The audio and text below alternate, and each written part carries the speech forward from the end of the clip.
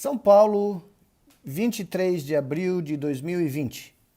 Eu sou Miguel Nicoleles e este é o Nicoleles Night News. Boa noite e bem-vindos. Bom, nesses últimos 2 dias, o mundo completamente obcecado e totalmente envolvido com o combate e com as notícias da pandemia do coronavírus, talvez tenha deixado passar de lado 2 fatos que mostram claramente e adicionam ao fato da pandemia ter explorado e exposto as fragilidades da nossa modernidade. 2 fatos demonstraram outras fragilidades que vão sorrateiramente corroendo a capacidade da nossa espécie de sobreviver nessa maravilhosa e insignificante pedra azul, nesse canto sem nenhuma relevância da Via Láctea. Sem que vocês talvez tenham percebido, hoje a notícia se espalhou em todo o mundo que mais ou menos 25% de toda a população de insetos do mundo foi absolutamente destruída desde os anos 90.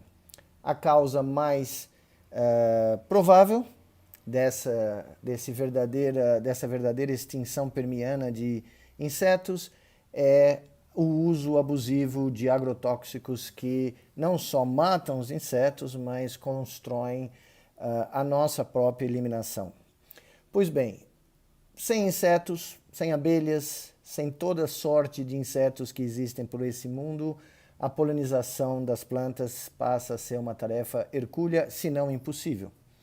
E sem plantas não haverá alimentos para sustentar a espécie humana. Ou seja, uma pequena bolha está se criando como vírus que pode, em alguns anos, rapidamente levar a outra catástrofe global, essa sim, com características próprias de levar a nossa espécie à extinção em algumas décadas ou um par de séculos.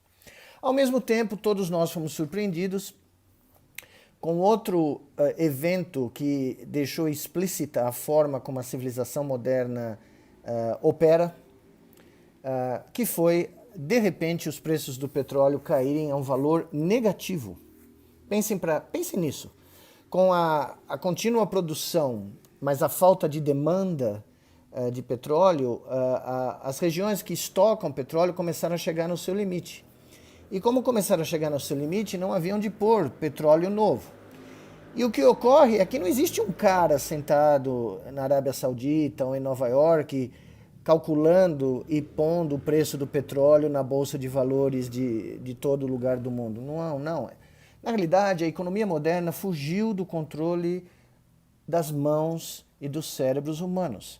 Porque a economia moderna basicamente é regida milissegundo a milissegundo por grupos de supercomputadores que, rodando os seus algoritmos mirabolantes, que poucas pessoas hoje em dia no mundo conseguem entender, aliás, nem os economistas conseguem, a maioria deles, esses supercomputadores debatem e competem uns com os outros para decidir momentos e eventos e parâmetros fundamentais do dia a dia, do momento a momento da economia global. E ocorre, muito provavelmente, que o preço do petróleo caiu a um valor negativo porque o algoritmo que calcula ou que faz toda a movimentação dos parâmetros e das bolsas de valores para o preço de petróleo simplesmente calculou, sem parar para pensar, o que acontece quando a demanda desaparece e a produção explode sem haver estoque. Ou seja, alguma fórmula em algum computador do mundo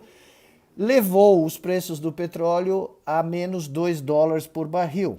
Para quem viveu a crise do petróleo dos anos 70, onde o petróleo explodiu e parou o mundo por causa da explosão, a grande maioria das pessoas hoje não tem a mínima noção como é possível que o preço do petróleo possa ter caído a esses valores. Basicamente, a modernidade está gerando um sistema de controle que foge completamente, não só as nossas vontades e desígnios, mas a nossa compreensão. A digitalização da vida humana está construindo outra bolha capaz de destruir a essência desse sistema analógico que você tem entre as suas orelhas, porque nós, como vocês vão ver daqui a pouco, não somos seres digitais. Os nossos cérebros não funcionam à base de algoritmo e boa parte da natureza não obedece regras algorítmicas, porque boa parte da natureza, surpreendam-se agora, porque para a maioria de vocês vai ser a primeira vez que vocês ouviram isso, boa parte dos fenômenos naturais, a vasta maioria deles, não pode ser predita por um algoritmo computacional, porque eles são regidos por fenômenos não computacionais. Fenômenos esses descobertos por várias pessoas em vários momentos da história, mas classicamente por Alan Turing, o pai do computador digital. Pois bem, mas de onde vem isso? Da onde vem essa modernidade regida por algoritmos que ameaça a nossa privacidade, ameaça o nosso cérebro, porque quando o nosso cérebro analógico é exposto continuamente à lógica digital, porque ele é extremamente plástico, ele começa a pensar que agir e atuar de forma digital é a forma mais provável, melhor de sobreviver nesse mundo que nos circula. E ele começa a alterar a sua própria estrutura por essa capacidade plástica e alterar a forma como nós nos comportamos. Então, mas de onde vem tudo isso? De onde vem essa modernidade? Bom, alguns vão dizer, não, claro, ela vem da era digital, dos anos 40, Claude Shannon, Alan Turing, que eu já mencionei para vocês. Não, ela não vem de lá. Outros vão dizer da Revolução Industrial, que mudou a forma do mundo produzir serviços e produtos. Não, ela não vem da Revolução Industrial do século XVIII na Inglaterra. Bom, vocês vão dizer, vem do capitalismo? Também não. Vem da Revolução Científica do século XVII, vem de Galileu, de Newton, que usaram a matemática para começar a descrever o mundo natural. Não, ela não vem de lá também. Ela vem de muito tempo atrás.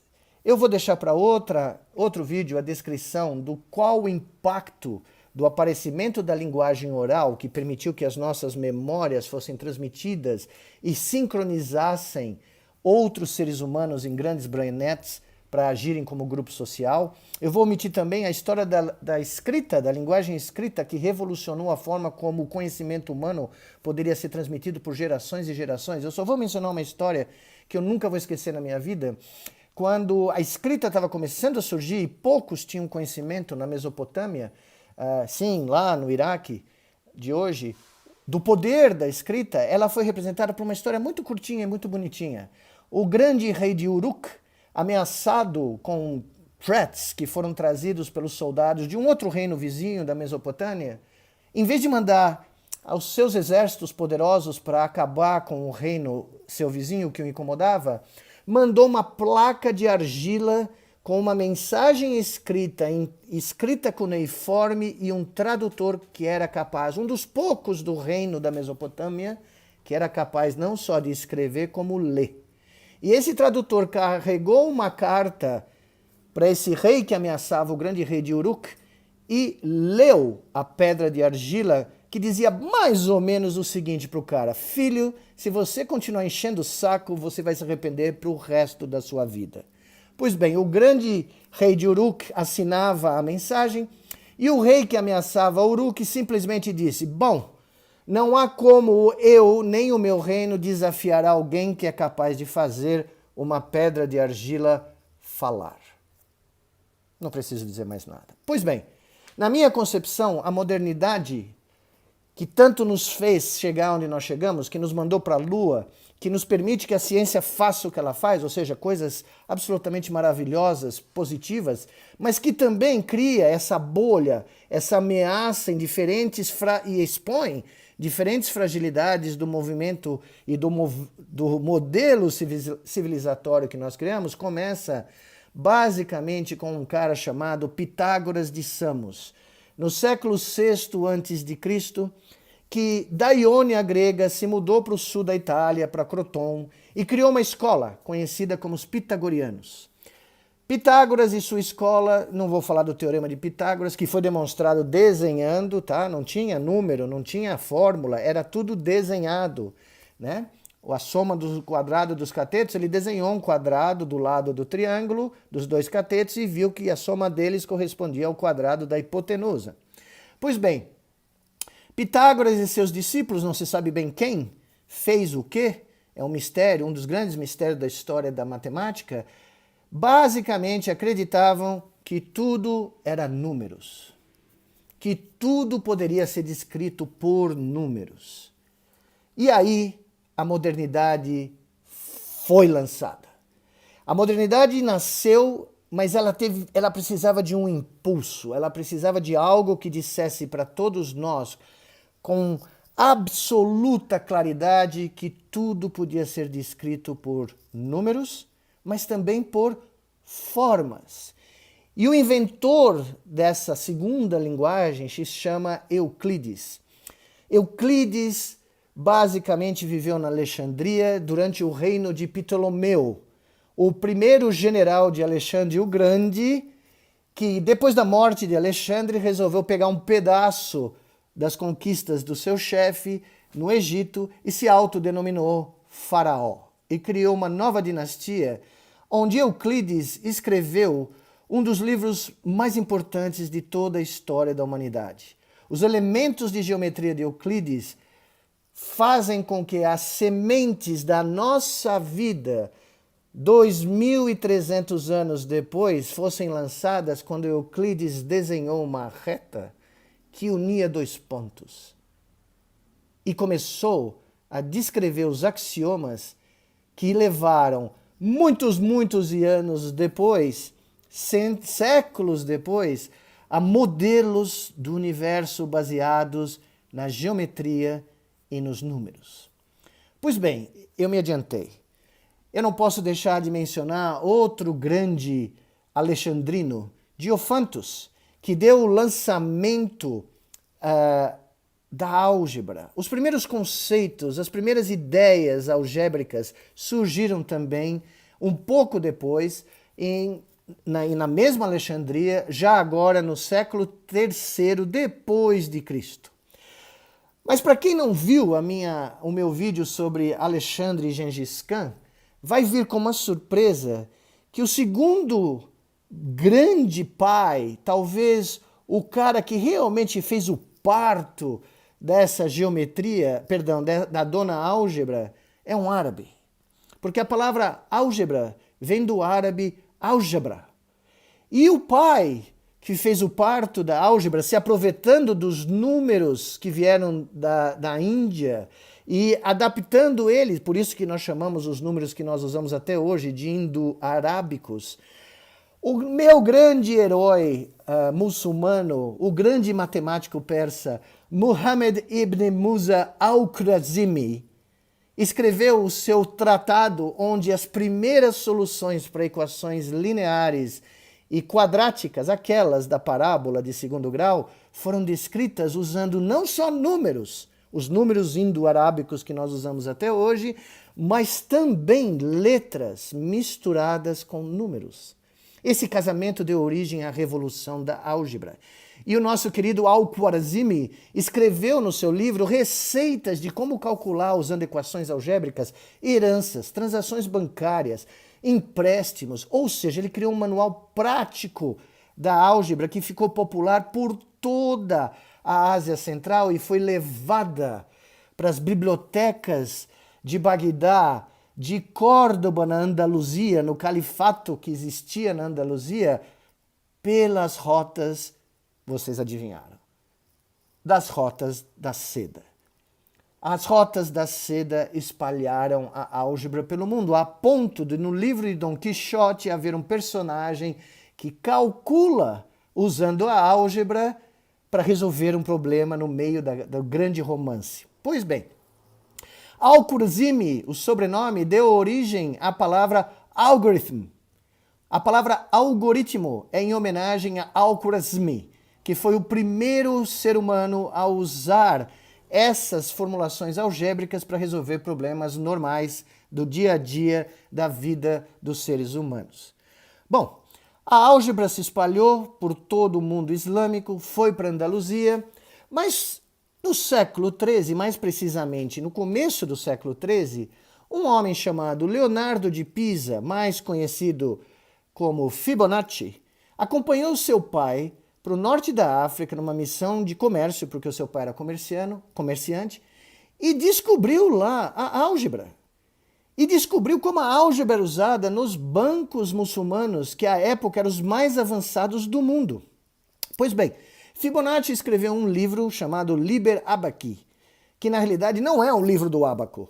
Não é um livro de como usar o ábaco, que é um instrumento de cálculo analógico. Não, é um livro de receitas algébricas para solucionar problemas práticos da vida normal. Literalmente, em 1202, Fibonacci estava fazendo o trabalho que Al-Khwarizmi fez em 830, no século IX d.C., na Pérsia. Levou todo esse tempo, para quase 400 anos, para que a álgebra que saiu das fronteiras da Índia com os estados da Ásia Central migrasse até a Itália. Pois bem, alguns anos depois, um certo Medici, que tinha enviados por toda a Europa para buscar grandes livros, encontrou livros que estavam sendo traduzidos em Córdoba de matemática e, evidentemente, recebeu em suas mãos o livro de Fibonacci. Foi assim que os Medici criaram o seu mecanismo de fazer dinheiro que nem água e conseguiram se transformar nos banqueiros mais bem-sucedidos de Florença. E foi daí, do dinheiro feito pelos Medici, usando os algoritmos criados por Al-Khwarizmi e Fibonacci, que a renascença europeia, a grande renascença de Michelangelo, a renascença de Donatello, a renascença que todos nós louvamos, italiana, do 400 e do 500, surgiu graças à ingenuidade matemática de hindus, árabes e um cara de Pisa. Muito interessante. Pois bem, foi com o dinheiro da Renascença que a Itália teve o seu período de explosão criativa. Mas aí a história não para, porque a matemática que surgiu lá se espalhou por toda a Europa e permitiu a Newton criar a sua teoria da gravidade.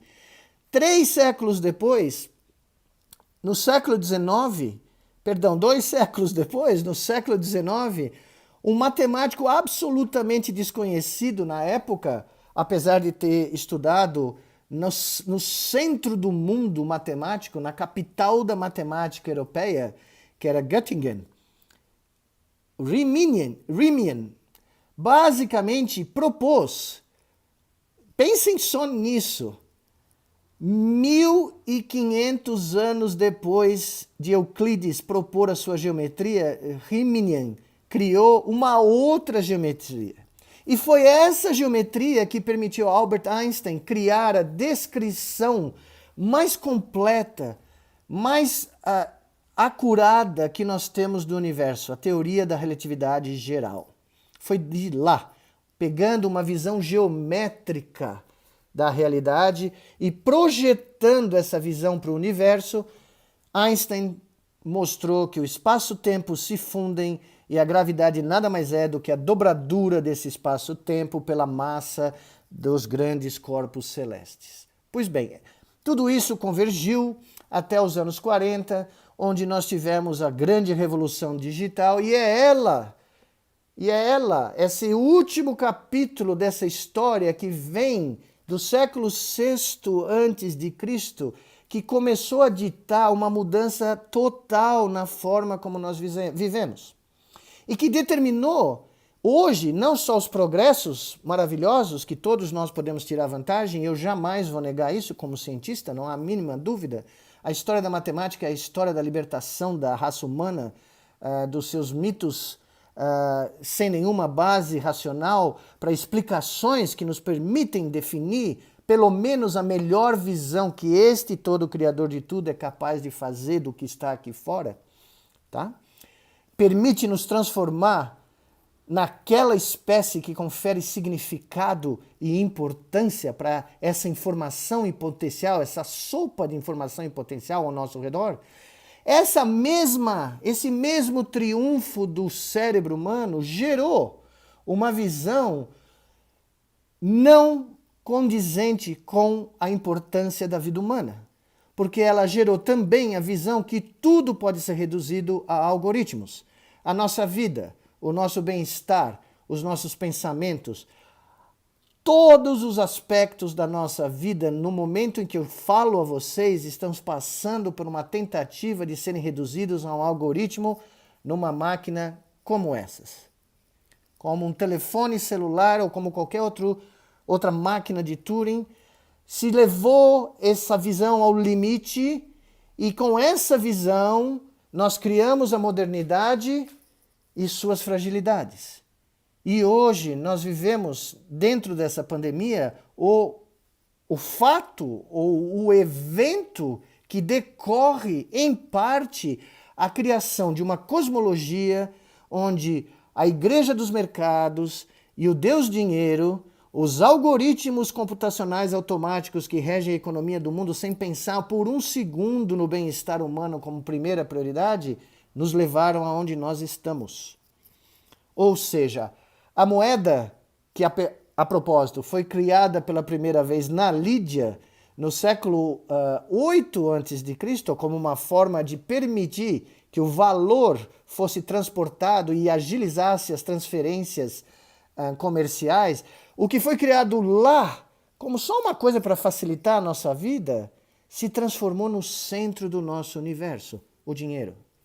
E é por isso que nós nos encontramos vivendo nesse momento com o produto da exposição de uma das maiores fragilidades do mundo moderno, aquela que removeu o ser humano e o seu bem-estar do fulcro, do epicentro da cosmologia que rege a nossa civilização, agora em perigo.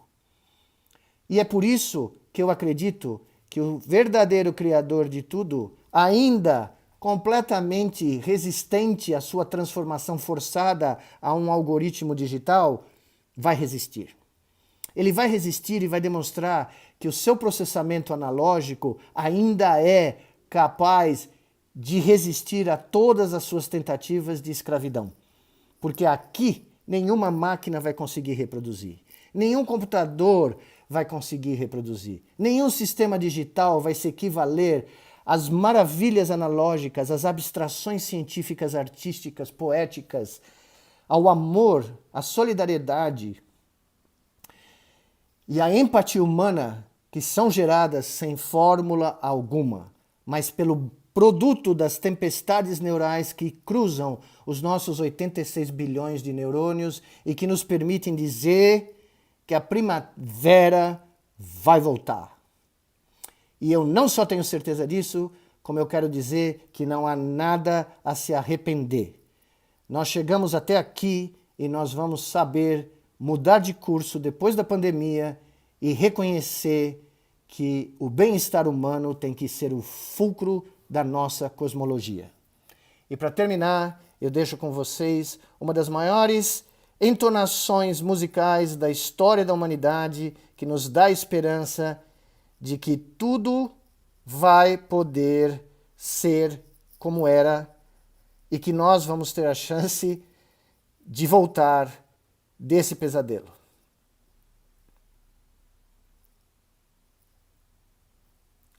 Um segundo. Edith Piaf, Non, je ne regrette rien. Para vocês, uma boa noite, tudo de bom, cuidem-se e até amanhã com mais um episódio de Nicoleles Night News. Beijos!